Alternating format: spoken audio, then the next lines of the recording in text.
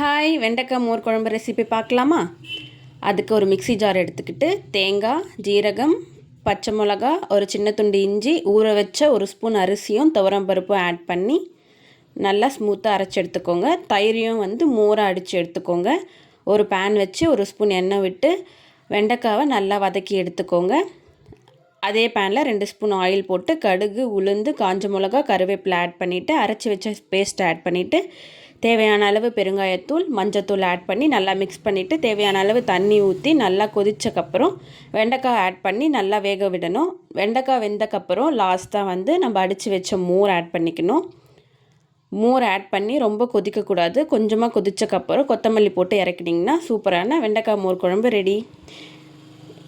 இந்த மாதிரி வெண்டைக்காய் மோர் குழம்புக்கு ஏற்ற சைடிஷ் பொட்டேட்டோ ஃப்ரை கூட உங்கள் மீலை என்ஜாய் பண்ணுங்கள். பாய்.